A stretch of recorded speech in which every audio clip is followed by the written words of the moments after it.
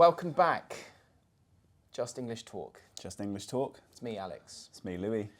And we're continuing on from where we left off last time. As you can see, looking a little different. Yeah. Hair has grown. Yeah. Clothes have changed. It's the magic of the movies. Yeah. We're in hair and makeup for about 3 to 4 hours. I know, it's long. It's tricky. Looking this good, it comes at a price. It does come at a price. Yeah, the price is time. $11.99. Precisely. Cool. So last time, what did we speak about? We spoke about Mr. Birling,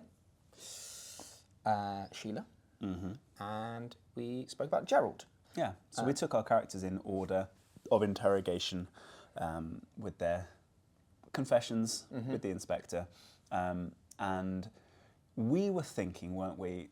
It was quite an AO3 or context geared episode. Yeah. Just to think about the idea of these different kind of contexts, plural, that we can think about, where we have the play very conveniently being set in 1912, but written, released, received initially in 1945. So we had this pre-war, post-war disparity, meaning that you can look back, but also we're studying it in 2025. Yep. And so we've got all of those those years between as well. And so if we look at those kind of three different time points, we can think, okay, what really is the effect of that, of Priestley's world, of the world in 1912, of our world today? And that's how we approached it. So we're going to do the same today. Yeah, absolutely. I think so. Cool. Let's go. So, Mrs. Birling. So we've just left the interrogation of Gerald. He goes off. He's obviously sort of somewhat overwhelmed. We had those discussions, didn't we, about him being this character who was probably was in love, and he disappears, and the attention's turned to Mrs. Birling. Initial thoughts. We were talking off camera. You know how I feel about Mrs. Birling. Not her biggest fan? I'm not her biggest fan, no. I don't imagine she's hugely popular, but I find her character fairly one-dimensional. Yeah. I think she is. If we were to kind of think back to what we said about the genre of this play, harkening back somewhat to like morality plays, she's this kind of archetype of the archetype being kind of like a set character who is not necessarily characterized. They're just that recognizable thing, kind of the villain, the ice queen kind of a thing. Is that what you mean by one-dimensional? Yeah, I don't see much of her, and I guess that's kind of the point. Yeah. But as a result, I find her fairly difficult to talk about, and I think students do too. Yeah. I think she's fantastic for those who are looking to access the passing grade, that kind of 3, 4, 5 range, because she's easy to understand. Yeah, she's villainous. She's villainous. Yeah. She doesn't really shift from that perspective. No. And therefore you can go, she is this archetype, and she's easy to talk about. But in terms of the nuance, I struggle. Can you help me out? Yes, I can try. I'd like it. This would be a good moment for me to say something like, I actually love Mrs. Birling. But it's not that I don't. I guess, well, look, she is at least implied to be, if not aristocratic, then certainly, old money. Yeah, her husband's social superior. Yeah, so exactly. So she kind of, in the 1912 perspective of things, she exemplifies that sort of very well-to-do woman who, is similarly, either by will or by blindness, happy with the status quo. She's happy with her position as a mother and as a wife. And certainly early on in the play, she seems to be pushing Sheila to follow the same direction, in life, even right down to intimating that Sheila should overlook or sort of ignore Gerald's indiscretions, for the sake of maintaining this power structure and this opportunity. She sort of bides her time working for this charity. And of course, I guess the main thing we'll probably speak about is her reaction to Eva Smith's arrival to the women's organisation to ask for help. And I guess because she turns this vulnerable woman away, Priestley is... Well, I think if you wanted to say something interesting about her, what you would probably start off by focusing is, in lieu of a welfare state, So in lieu is a phrase that means without a welfare state, without a non-judgmental governmental organisation providing things like healthcare or safety for vulnerable people, it's left to charities, right? And so we're as a country, even still today, big charity-driven country. We believe in the value of charities. But what some people might argue is charities fill the space where governments should step in, right? And if there's a charity having to provide something, it's because in some ways a government is not. And if we zoom back 113 years, that's precisely what was happening. People like Eva Smith, in the position that she was in, had to go to charities like the one that Mrs. Birling runs for help. And what Priestley points out is that in a situation like that, it's left to a word, what's a good word? I want to say vibes. But it's kind of... It's arbitrary. It's arbitrary. Like the decision to provide help or not to provide help is not based on anything other than the way that that person is feeling. And he's making a point that that's not fair. Like, that is just not a fair way. Like, in a socialist country with a good welfare state, there is no vibe, there is no arbitrary decision. You are just provided with the help that you need. No questions asked. It's there. NHS free at the point of use. You turn up, you've hurt yourself. It's not questioning where you're from, who are you, etc. It's just here you go. So she takes on that villainous position because I guess Priestley is using her to make a point about the state of the country, which is probably one of the more interesting things you could say about her character. And it certainly is interesting, and I'm not going to disagree with you there. I think that if we're considering her as a figure of kind of arbitrary decisions and kind of casting judgment on people and appointing herself as a charitable figure whilst carrying all of the trappings and appearance and behaviour of a villain, why put herself as head of a women's charity? Why would you do that? What do you think motivates women like her to go into charity work? Are they? I mean, surely it comes back to one of her big quotes in the play, that girls of that class. There's a hatred is maybe too strong of a word, although it's contempt. Certainly contempt. That's a much better word. A contempt of working classes that sort of doesn't take into account that Eva Smith is Mrs. Birling doesn't see Eva Smith as a woman. She sees her as a member of the working class. That's my feeling, and that's where that contempt sort of comes from. Yeah. So why a charity then? Why not? Because that's going to be the best opportunity for her to, in her mind, dole out judgment, in the most effective way. So this is where kind of I think it can potentially take on another interesting level if we think about her character kind of as an individual. What would motivate someone like that, who clearly is contemptuous, as you say, of the working classes and who thinks that women, get themselves into these situations, and marriage is the only solution. So it's quite kind of regressive ideals. To get into that, you kind of suggested that it's kind of a power trip, right? So like that kind of arbitration, that kind of decision making, that kind of I can cast judgment on you and determine whether you are worthy of this money that I have access to. And it seems potentially to kind of it tiptoes around it, but I think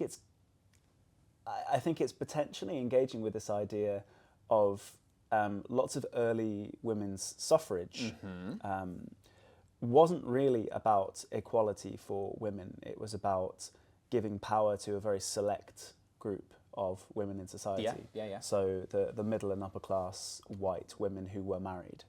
That was kind of the group that were first fighting for suffrage for themselves, not for kind of women en masse. And obviously it was a massive move for that particular wave of feminism. There's no arguing with that. However, you have to remember that at the time they weren't going, this is for all women. No. They're going, I'd really like the vote, Yeah, because but I don't want her to have it. I don't want Eva Smith to have it. Yeah.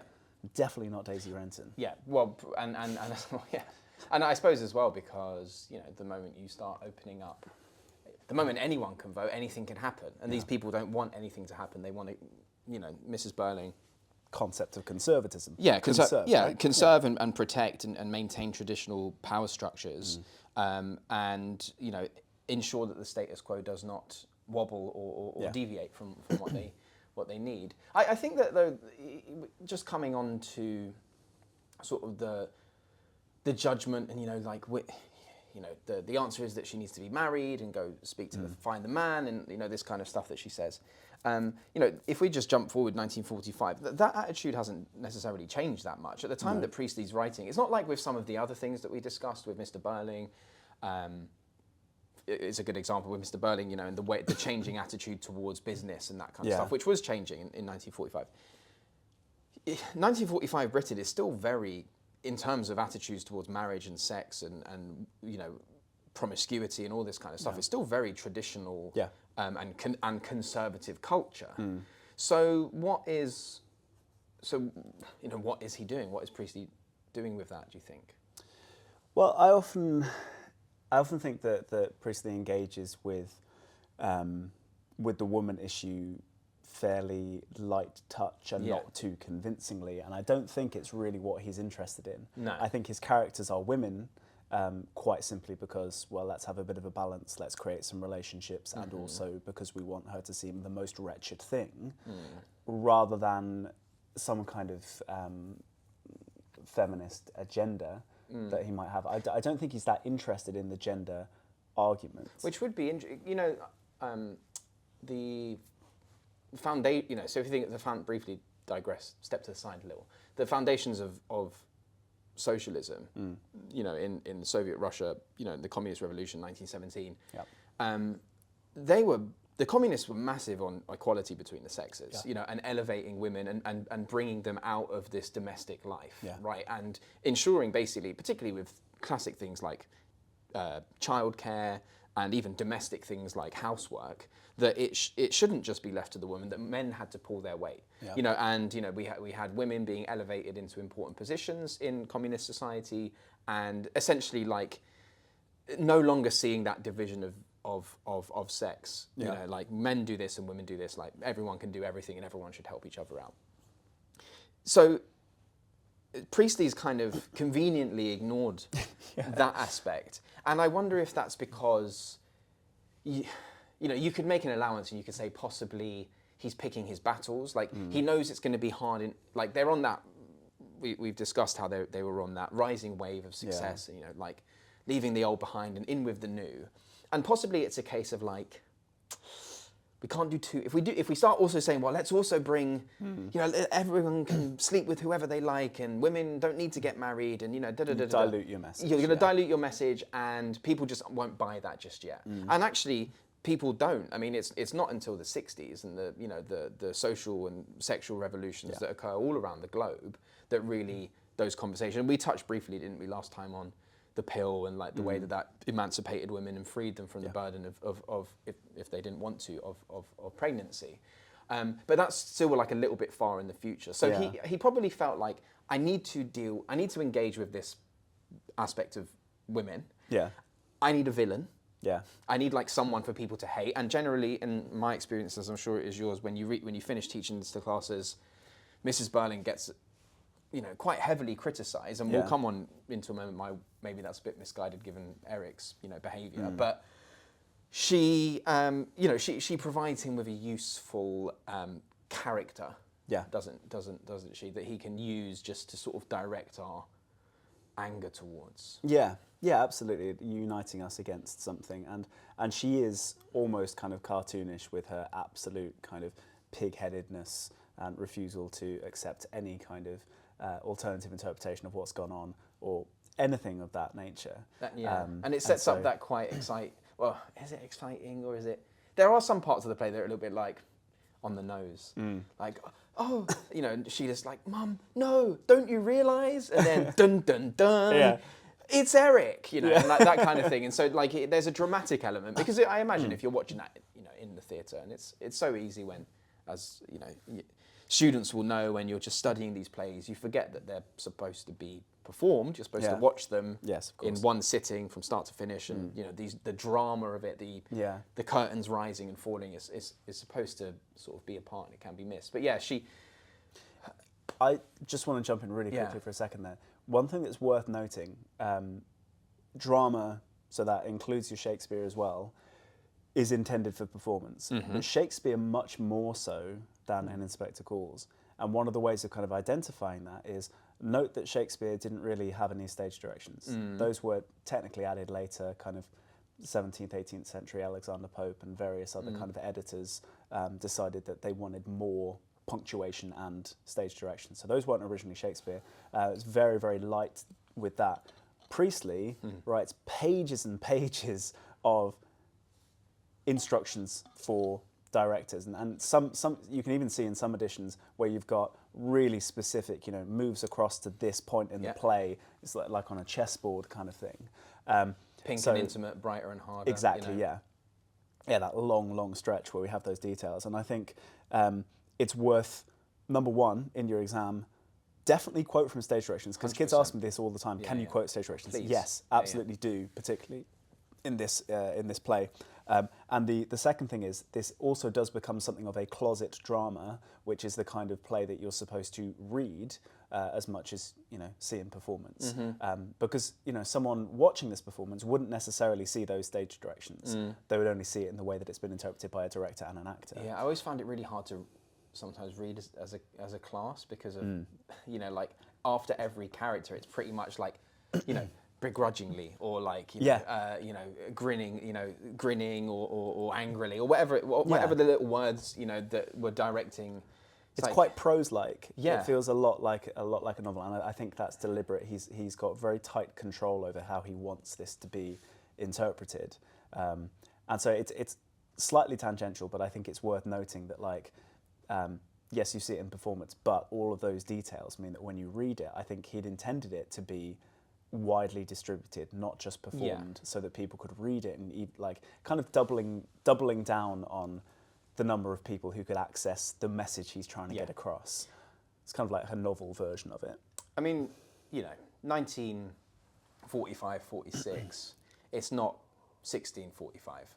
No, it's like it's easy because you will be studying a Shakespeare, a 19th century, a collection of poems, and in this case, Inspector Calls. It's like I can understand how sometimes these all fall into one sort of blob of like old writing, whatever it might be, and it's that's understandable because you're studying these and it's tricky. But yeah, like 1945 is quite, it's not that long ago. No, really, in the grand scheme of things. Yeah, my dad was born 1946. There you go. Yeah, it's very recent. Yeah, and that's within people's lifetimes and well within history, and people were reading and listening to the radio and all of these kind of things. So it's getting the message out to people wasn't quite the same as, say, Macbeth or Romeo and Juliet, where it was largely through these performances that people were consuming this stuff. Yeah, well, exactly. I mean, and it's, again, very slightly tangential, but Shakespeare's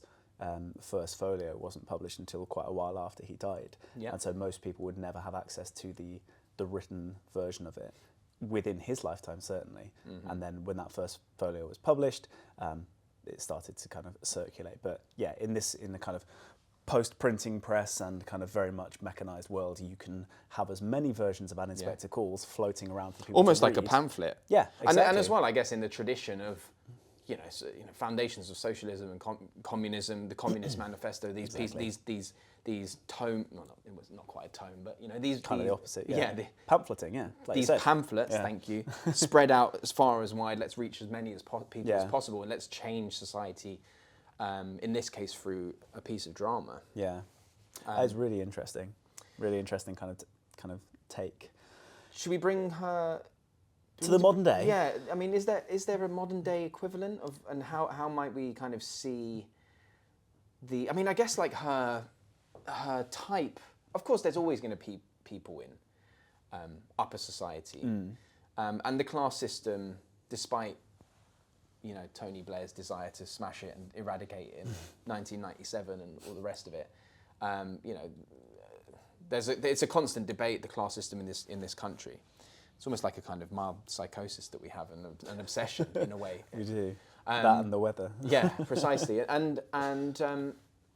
But thankfully, like the Mrs. Birlings of the world are not necessarily wielding as much, like the kind of power that she wields, like charities and this kind of, these organisations. They're much more audited now. They're much more overseen, and there's quality assurance of the care that they're providing. And I wouldn't imagine that a person like her could get away with what she essentially almost gets away with in the play in today's era. Yeah, well, it's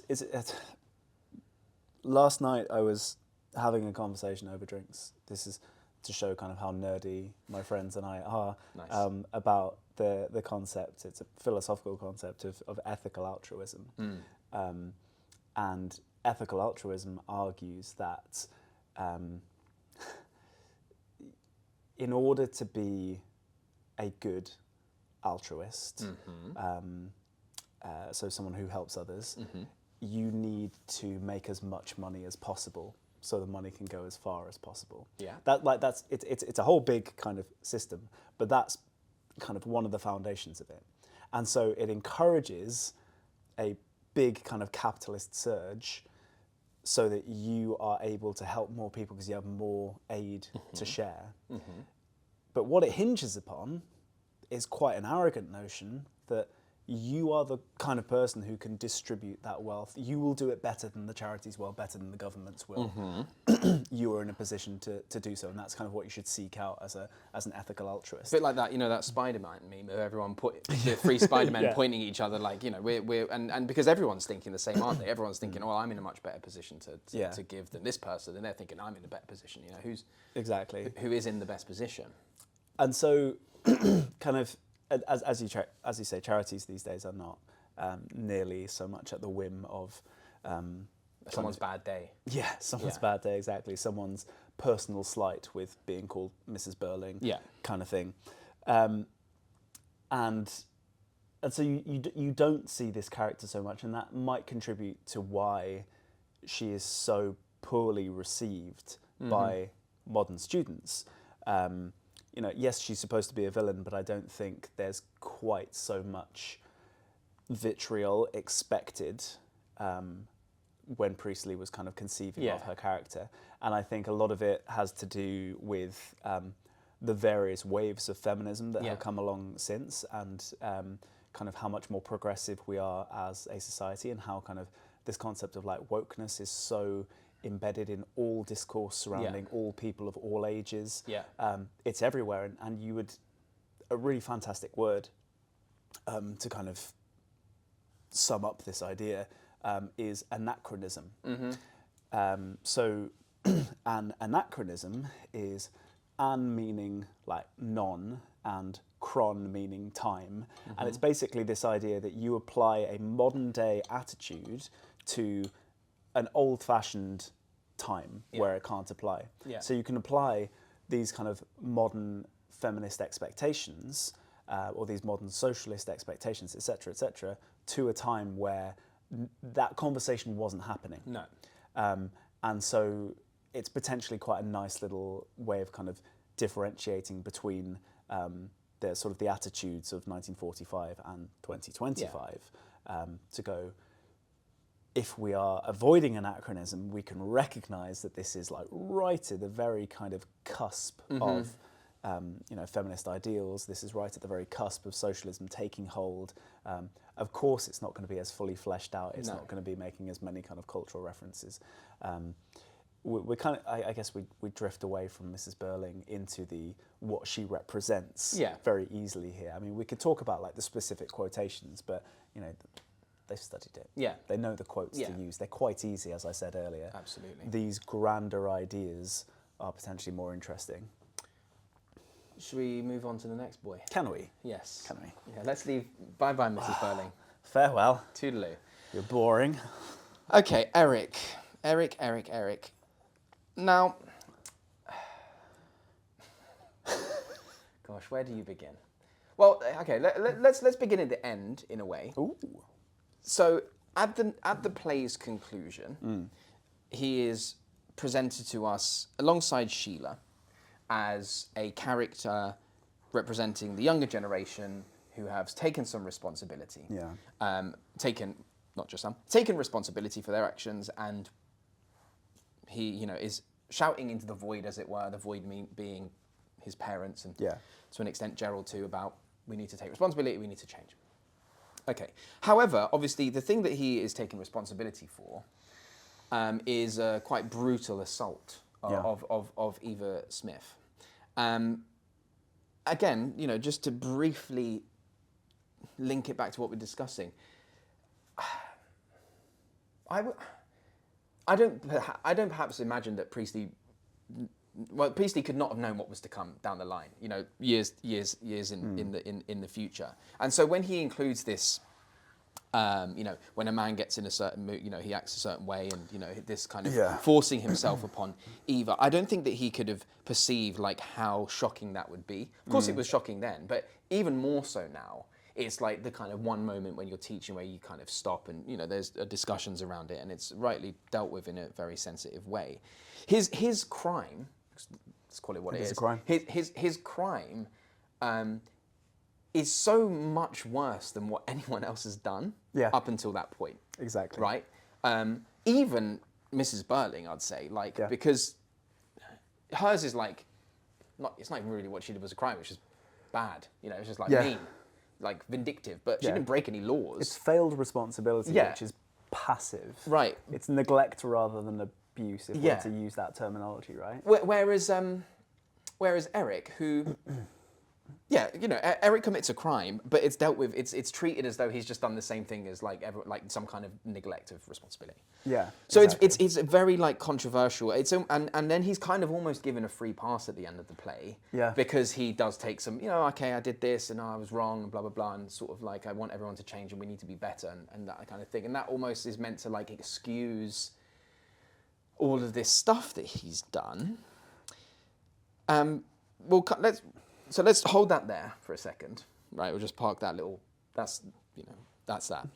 Who is he in 1912? What is he representing? What is his who is his character then? He's not quite a boy and he's not quite a man. Yeah. He's an in-betweener, if you will. And what's so significant about that is he has none of the maturity of, say, Gerald, although we talked about how he's still massively immature in major ways. He has none of the maturity of someone like Gerald or his father, as he perceives it. These kind of proper men. Or the inspector would probably be a good example. But equally, he has all of the freedoms of a man, of an adult. And as such, we see him exercising that freedom without the requisite maturity to do so. So he is a drinker and he is sexually active. And those are the two things that he cannot do properly. Right? So he drinks too much, everyone agrees. And you know, when like even early on where he's not doing anything particularly horrifying, he just guffaws is the stage direction at an inappropriate time socially. But obviously, like anytime he drinks, he's also just making these awful decisions. And then when it comes to sex, he's not getting consent. So he's literally committing that crime that we talked about. And then I guess the third category might be having adult money, access to adult money, which, as we see, he embezzles. So in none of those adult ways is he exercising the required maturity. And so he sits on this cusp, and that is kind of the way that the reason he's allowed to be a free adult man without consequences, despite basically being a child, we have to assume is because of his class. He has the money so that he doesn't necessarily have to find a job. He has this reputation and privilege from the family, which means that he doesn't necessarily need to behave right because he's, you know, it's not going to cause any issue, et cetera, et cetera. So that kind of privilege he completely abuses in lieu of maturity when it comes to these adult things. And I think that's kind of his character in a nutshell is a boy doing man things badly. It's also a kind of reflection, I guess, of, I mean, and even to this day, 18, and I don't think it's explicitly stated roughly how old Eric is, but he's sort of... I think it says early 20s. Right, okay, yeah, so he's not far off of that, Actually, you know what? I think he might be 20 or younger, because I believe in the stage directions it says that Sheila is early 20s. Right, okay. And he's the younger brother. Yeah. So I've always taken him to be not much older than 18, maybe 19. I would agree. Possibly 20, but he's definitely not like in his late 20s or anything like that. No. But this arbitrary thing that we have, we have an age in this country where you're an adult, it's 18. Yeah. Doesn't mean, despite, and I'm sure we could both be guilty of this, and anyone who's been 18, you think you are. Yeah. And I'm not trying to be patronising to anyone who's approaching that. It's just part of the process. Yeah. Although I do think in speaking to young people, I think people are a bit more aware of that, just, yes, you can vote and, go to the pub or whatever it is, but it doesn't mean that you're an adult, right? Being an adult, what does it mean? I mean, I've met, 15, 16-year-olds who are more adult than 23, 24, 25-year-olds that I've met. Absolutely. It's like, it's all dependent on experience, et cetera, et cetera. But because he's, this young man in this, early 20th century period, and with the father like the father he has, his father is thinking, well, he's 18, 19, he's a man, okay? And it's time to grow up. And, we're not in an era of men discussing their feelings or discussing, their anxieties. And of course, you're not the kind of father a boy can come to, when he's in trouble, et cetera, and, there's obviously a lack of conversation and a lot of assumption that's going on here. And so he, combined with access to money, and I think also combined with a quite boisterously arrogant, confident father. Oh yeah. As a role model. The kind of father who you would imagine has probably cut a few corners in his life, and sort of, done a few a deal here, a deal there. These are all acting as like influences upon Eric, and I think that probably what Priestley was trying to show. I've always taken it that like Priestley is making a point initially about the Erics of the world, like what kind of direction are these types of men going in? Because they're not grafting in the way that their fathers had. Yeah. I mean, the funny thing is once you start taking it's like this conversation is recycled every generation. Every generation. Yeah, every generation says, they don't work quite as hard. That Gen, and like that Gen Z, they ain't working as hard. They want to work from home. Yeah, exactly. And like it's a constant cycle. I mean, there's that classic thing, isn't there? I think it was Aristotle, I want to say, wrote some piece about the teenagers in the town square, like kicking off and like not respecting their elders, and smoking on the back of the bus. Or and it wasn't like this in our day. Yeah, exactly. And we were much more respectful towards it. So this is like a constant cycle. Just green grass nostalgia. Yeah, round and round and round. But nonetheless, just deal with what we have in front of us. His dad is this, as we discussed, hardworking, self-made man. What is Eric? What are the Erics going to do? What is their purpose in life? And unfortunately, what the eventual, we touched a little bit on, not that we can go into too much detail about what happens after the plagues, we don't know, but like 2 years hence, from 1912, start of World War One, Eric's going, him and his ilk, they're probably going to be officers, probably not in the... Not see much action. The filthy trenches and, the horrible, experiences that those cannon fodder soldiers essentially had, but nonetheless he's going off, so that's going to be a little bit of purpose. But then in this post-war world, where do they go? What do they do? How do they fill their time? And I think it's actually just mostly a case of like the devil making work for idle hands. These things that Eric ends up doing with his time are bad, for want of a better word. He has that freedom, and therefore I think it's a really interesting angle.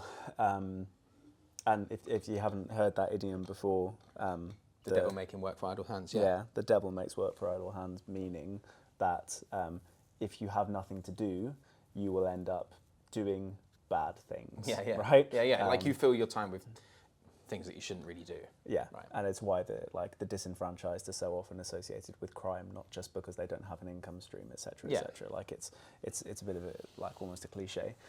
So but I think go on. Sorry.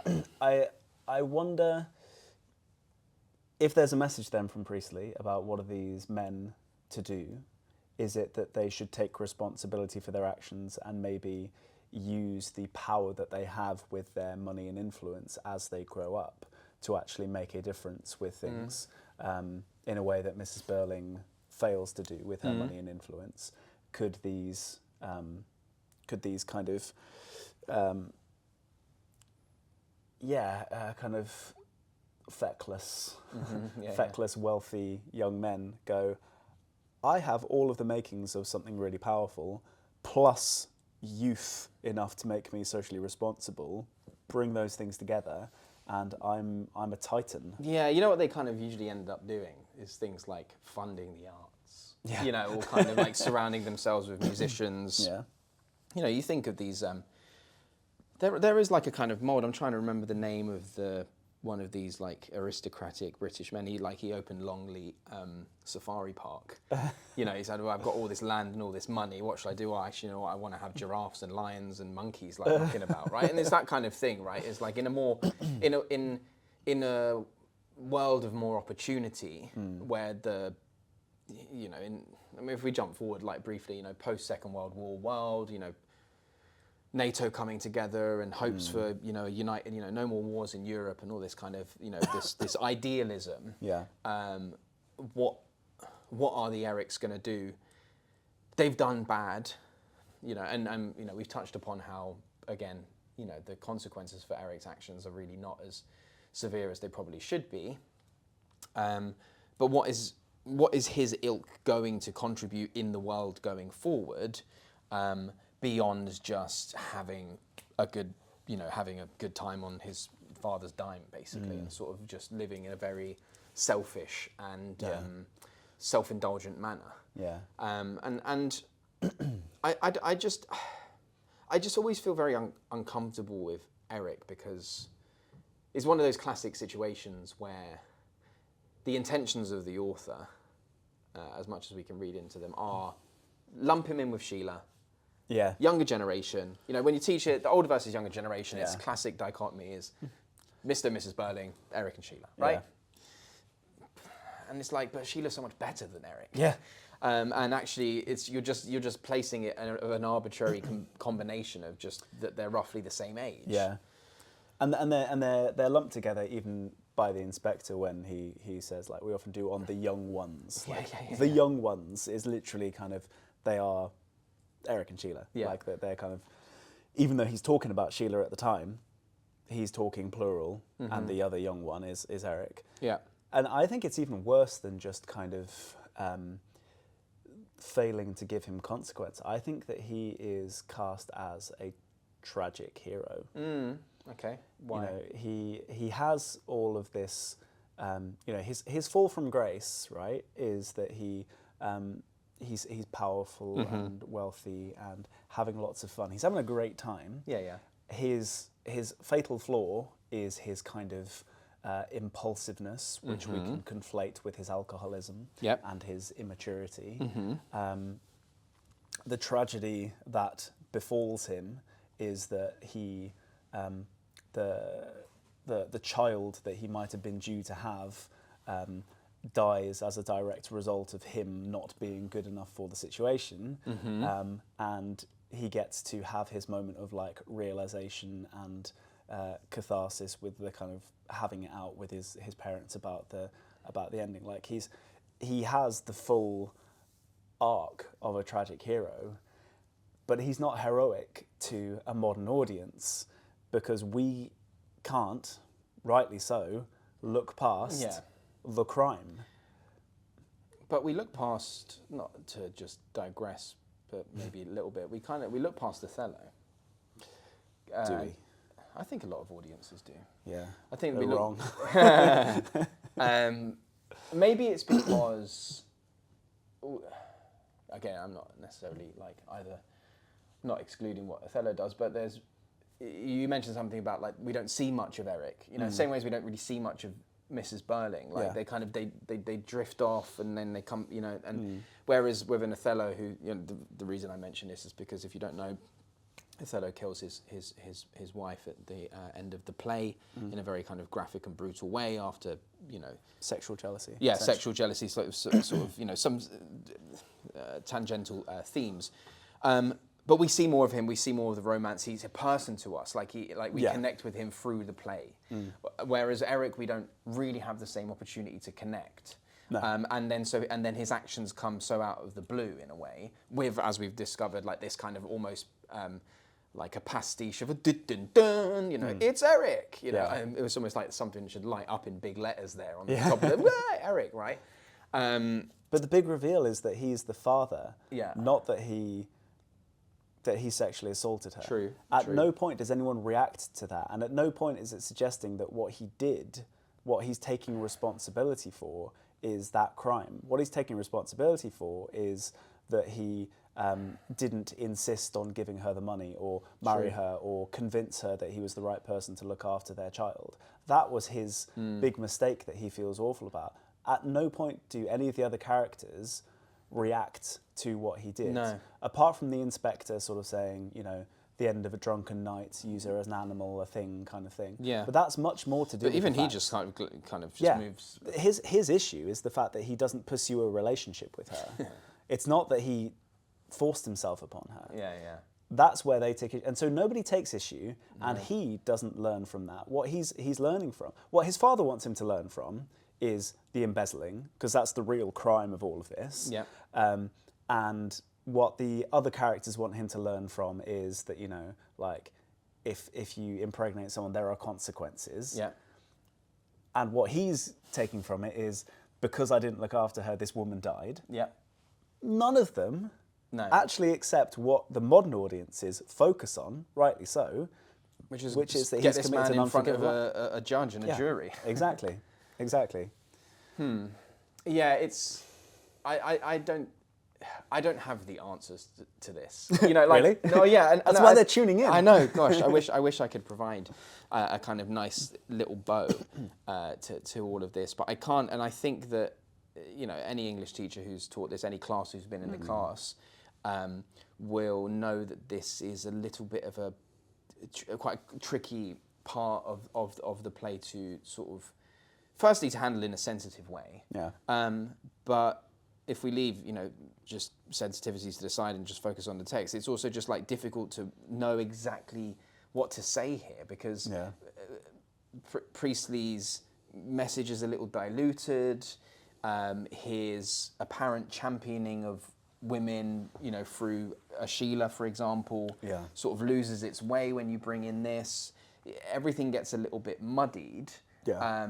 And it seems to fall back on, as you said, on this arbitrary notion of a woman needs a man, and that's the issue here, is that he's not done the right thing and put a ring on it or something like that. And it's like, and again, who are we to judge? We can't. They can't know what they don't know in a way. But this is potentially an interesting opportunity for kind of talking about another possibly neglected angle when it comes to context. We like to imagine our creative genius, right? When it comes to the authors that we study, why are we studying them hundreds of years later? Because they've stood the test of time, because they are geniuses, their work is so brilliant. And so we create in our heads this kind of infallible person.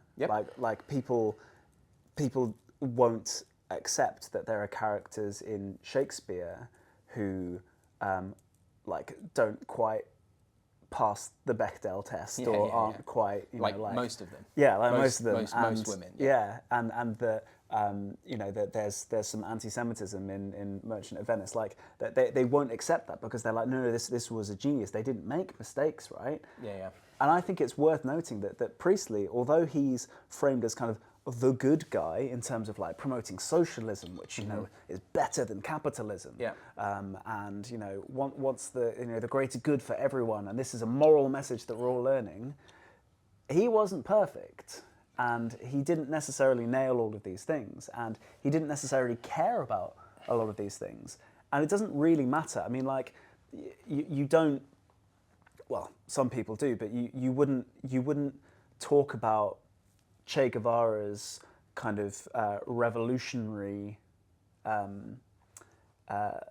capacity because of his views on sexuality. No. Right? Yeah. Like it becomes kind of like a separate issue, and I think it's important not to go, Priestley knew all and got it right and taught us everything we need to know. It's like, well, no, I mean, as far as the gender issue goes, he kind of dropped the ball on it, or just didn't care about it.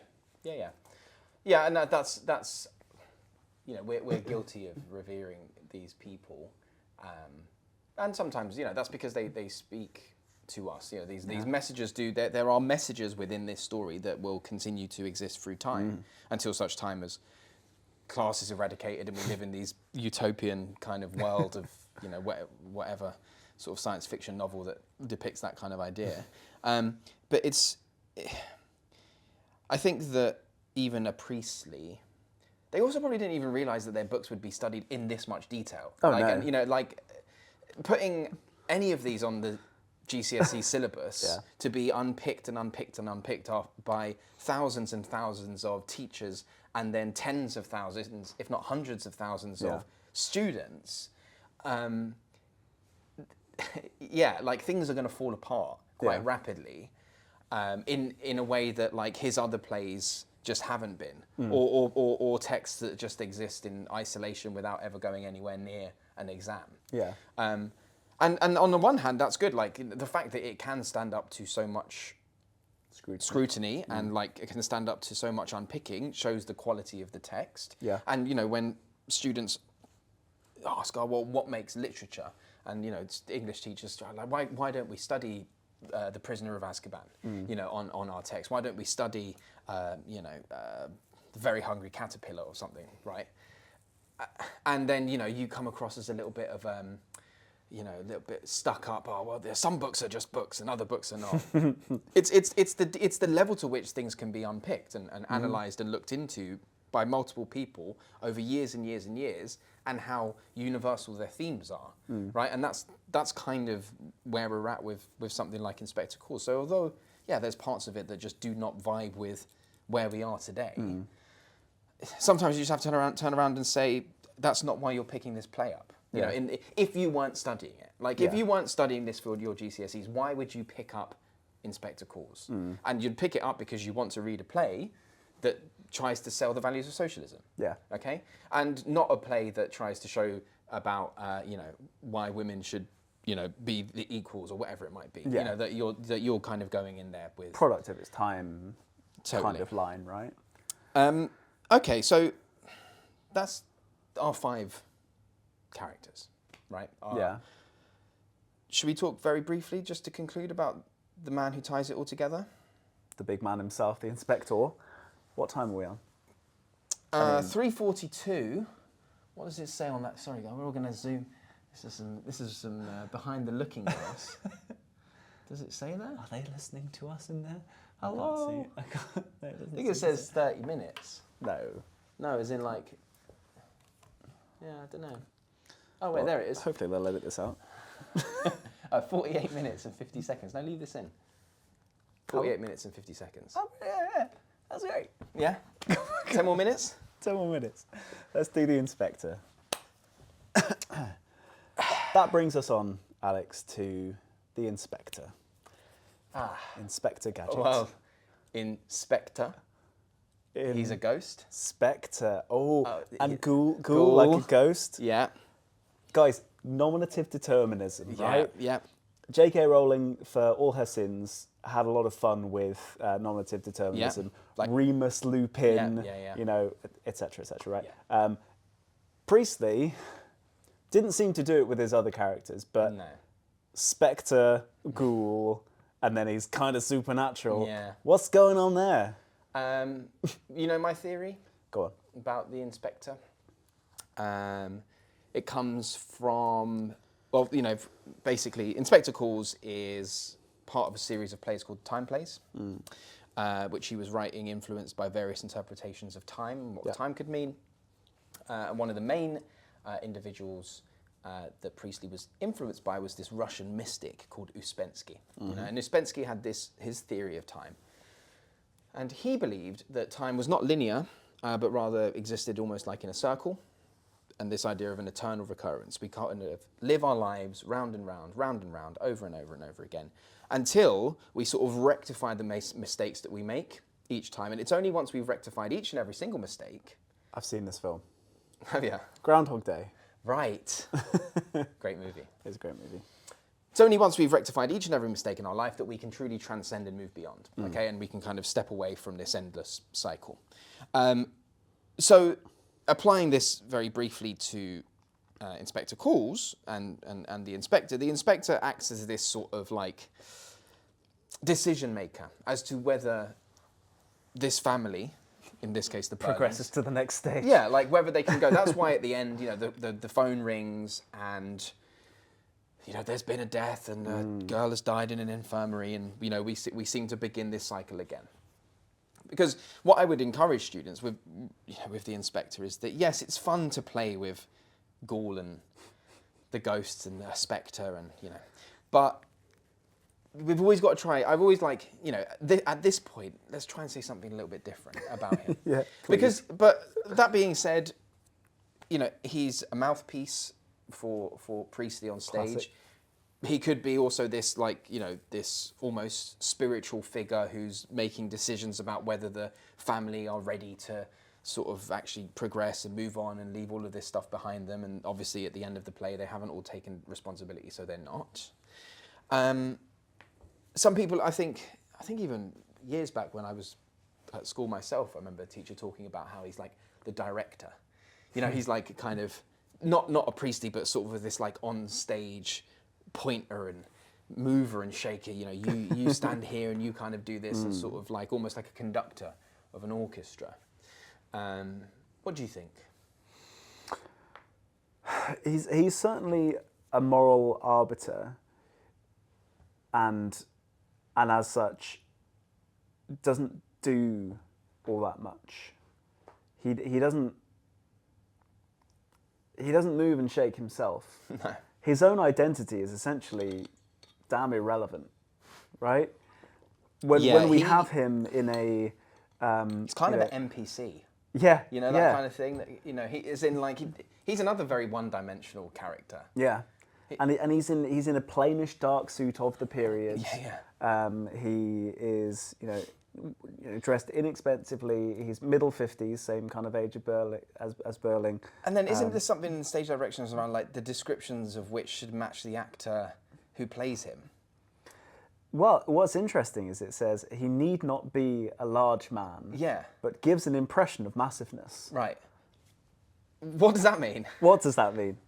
Yeah, like Discuss. Yeah. No, it's like he's just a bit of a sort of stick figure. Yeah. In a way, like he's just a bit, you know, and whoever plays him is him. It's not like there's, when people are sitting down to cast the inspector, they got this very specific thing in their head. It could be anyone playing him, really. Yeah. You know, you just, whoever fits the role the best. Yeah, exactly. And he does have this kind of enigmatic quality. He doesn't really need to have an identity. He doesn't really need to look a certain way, because all he is doing is, as you said, shaking things up. He's asking the questions, and he's occasionally passing judgment, and he's occasionally pushing harder, but mostly what he's doing is he's just like, here's the floor. Yeah. You know what to do. Dig your own grave. Yeah. Really. He's giving us the rope so we can hang ourselves, Yeah. Sheila says. Yeah. She recognises that that's what he's doing, that it's on them to confess and to take responsibility and to learn from it. He can't do any of those things for them. All he can do is get his picture up, his wallet, and go like that, and go, a little look at that. go on, and then you scumbag. That's Yeah. it. That's his role in a nutshell. And then he has his kind of soapbox moment before he toddles off. Yeah, millions and millions of Eva Smiths and John Smiths. Their lives all tangled up in ours. And Yeah. it's that although it's the most famous line of the play, it's dreadful. Oh, really? Right? I love it. Well, I love it as something isolated from the drama to lift out, Interesting. to discuss in the exam, whatever. But for an audience, it's so on the nose, and it's just he's not even talking to the Birlings anymore. He's like, right, Yeah. Listen up, there are millions and millions, right? Yeah. And it's Move out the way, Birlings. yeah, this isn't about you anymore. Yeah. I want to speak to my audience before I am the mouthpiece of J.B. Priestley. Exactly. Right? It's on the nose, and I feel like it's tonally dissonant as a result. I mean, Obviously, it's a great line. It certainly is like visually on the page, very chunky. Yeah. You know, and you were like, yeah, so much of Inspector Calls is like quite short, sort of back Almost and forth. stick-o-mythic. Yeah, great word. Great word. Whereas that's like, you know, and we were saying about people reading it. Yeah. You can imagine, you know, if you just look at your eyes, just okay, right, this is the big bit. What should I read? Read the big bit. Yeah, you know, that's yeah. really, you know. Sorry. I just Well, no, talked about that was kind of it. Just like he has that moment. He has this soapbox moment where he can say, and in case you didn't catch it, this is why I was really here. This is what I was trying to achieve. This is what I was trying to teach all of you. And you guys, you know, you came along for the ride. Imagine if you brought like a friend along and they sort of fall asleep for most of the play, and then you just basically like, wake up. No, it's the bit now. It's the bit. Right. Oh yeah.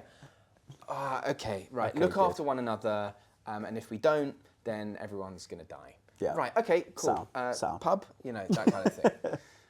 So yeah. So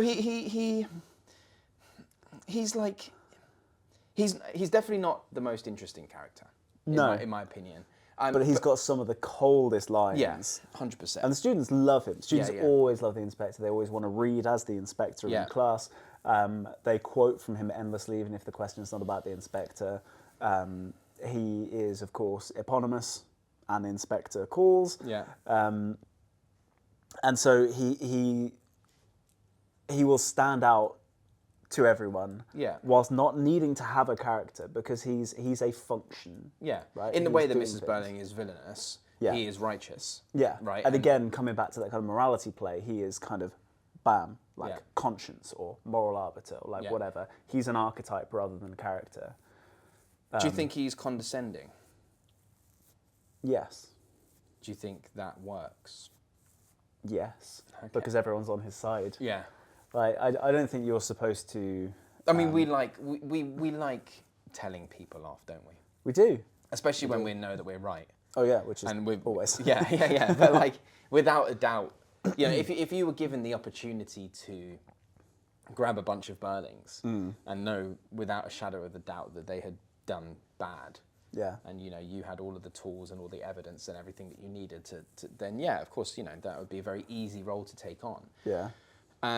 Not all of life, unfortunately, is as morally black and white as Inspector Calls is. Although, as we've discussed, it's not all that black and white, particularly when you start playing around with your time and, you know, social norms. Do we have any modern day inspectors? Do we have any kind of modern archetypes for what he represents? Funnily enough, the thing that always comes to my mind is the memes that are shared by a very specific type of person.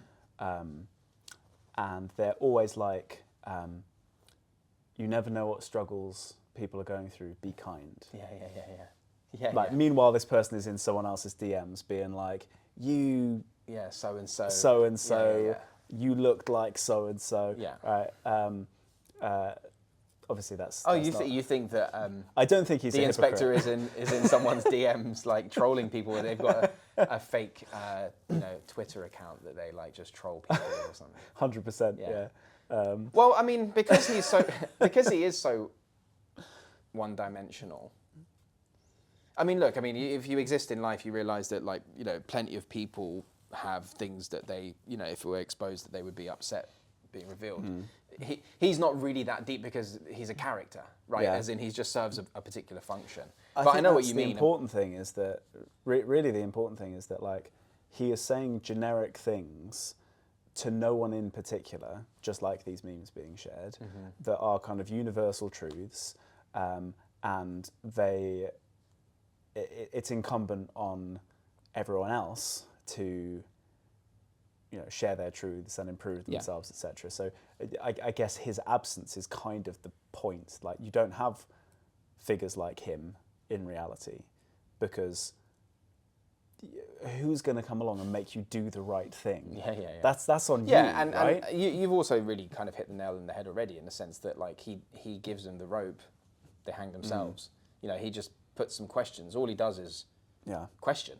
Yeah. Question a few statements, a few cutting remarks, a few no, you stop talking, you listen kind of thing. But by and large, and then one big, large speech, soapbox moment. But then by and large, he just sort of, just questions, right? Yeah. And that's his main tool. So yeah, he's again, he's a very popular character to write about. But it's because of his one-liners. Like. I don't play golf. It's a classic. It's better to ask for the earth than to take it. True. Cutting in. Cutting in massively as well. Yeah, not just any cutting in. No, because remember, he gives an impression of massiveness. Oh yeah, of course. So everything he does is massively. But yeah, they love his one-liners, but his one-liners are really a clear sign that he doesn't have a character. Yeah. Beyond just being cold, as they say. Yeah, being cold is not a personality, bro. No, it's not. No. What do you like to read? I mean, that's what I was asking. That would be my first question. He's like, I like to read the handbook of inspecting. Yes. And the Communist Manifesto. The Communist Manifesto and Eva Smith's diary of sorts. Oh yeah, of course. That she left behind, which was very convenient for me to find. Yeah. How nice. So yeah, that's all of the Inspectacles characters. Yeah. The kind of the big takeaway from all of this is that it's very easy to memorize quotes. We're not talking about memorizing quotes here. Like you will note that we don't quote all that much, apart from when it's just illustrative for what we're saying. Because the purpose of what we're trying to do here is to problematize and dig out the nuances, the subtleties, the kind of the big picture stuff that might go unseen because we're too focused on the trees instead of the forest. And what we can take away from it is that if we have a character question in the exam, all of the things that we've said are relevant. We can tie it into context at these various points and recognize that we don't have this kind of homogenized audience that are always going to be reacting the same way throughout history, and our own contexts make a massive impact on the way that we interpret characters like Mrs. Birling, like Eric, like Gerald, because we have higher moral standards now. We can also, like, another kind of big takeaway I think is that Priestley isn't just this kind of omniscient, omnipotent, infallible God type character. It's just like he's just a socialist who wanted to do a socialism play. Yeah, pretty much. Yeah. Cool. Any closing remarks? Only that I really like this play. Like, Yeah, I mean, it's it's, a I good don't have much. I mean, it's one of those ones where it's on the surface, it is very on the nose. But the characters are, I've always described to students that they're less like characters and more like chess pieces. They move in very specific orders, right? And they do not deviate from their little kind of passages. And the conflict comes from when they bump up against each other in these very organized and specific ways. And because it's chess is timeless. And, these characters are timeless because, as I've kind of already said, when we're still facing any kind of social inequality, the play will always have relevance. I think, as a final little, based on nothing other than gut feeling, obviously this was kept by Gove. right, when he changed, when the spec was changed in 2015, and the GCSEs were known, despite this being, a very capitalist, free market, economics-driven government, Michael Gove, and I'm sure he would have had final sign-off, kept Inspector Calls on the curriculum, a exemplary socialist play. I think it's just kind of funny, because That is a delight. Actually, he must have. I don't know what he was doing, but he kept it there. I'm not entirely sure he did. Right. Someone just said, "Well, just keep that one, Michael." And he's like, "Yeah, sounds good, whatever." That's an Inspector. Yeah, I've never read that one. Yeah. They didn't do it at Eton. Yeah, exactly. Just English Talk. Just English Talk. Peace. See you later.